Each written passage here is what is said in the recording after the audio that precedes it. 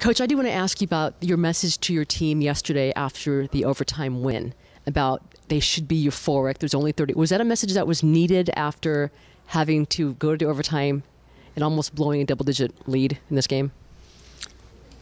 I think sometimes when you feel like you're supposed to win and you have that lead and you look up and all of a sudden you say, what happened? And you have to fight to win in overtime.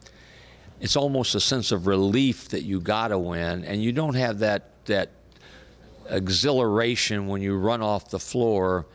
And I I sensed that in the locker room. And I said that. I said, we won, man. And you have to understand that come Saturday morning, we're going to be one of 32 teams left in the United States of America playing for a national championship. You should be tingling with excitement. And I said, I am.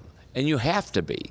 And they perked up a little bit. And it can't be forced fun, Marty. It's got to be. You got to be like a little kid in the sandbox when you come in there and know that it doesn't happen often. It's not a right, it's a privilege, and make the most of it. And when you have success, beam with pride that you are a winner.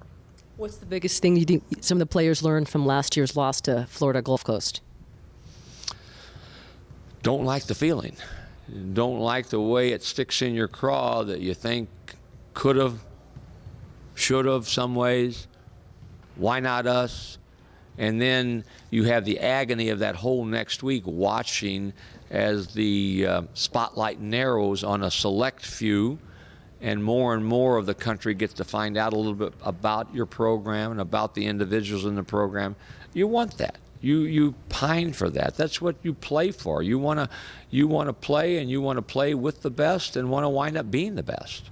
Coach Phillips talks about it's going to be the beautiful beaches of San Diego versus Fargo. It's going to be the offense versus the defense. What stands out to you about the way you match up versus North Dakota State? I think it's two good teams that, when I came out here, the misperception was, oh, West Coast people are soft. We ain't soft. And we will play tough, we will play hard, we will play good basketball. And that's what you'll see in both teams. So I think it's going to be two teams that mirror one another a little bit in terms of what they prioritize and how they play and how well they play together. Thank you. You bet. Thank you.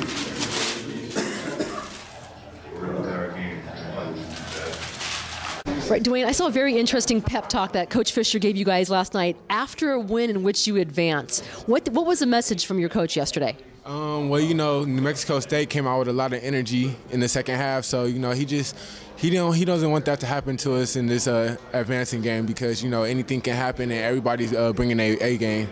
He says he's coached teams who have played great in the tournament yet lost. Aztecs are one of the teams of 32 that are still standing, and you have a lot in front of you. Has the euphoria and the excitement set in, and how much was that pep talk needed last night?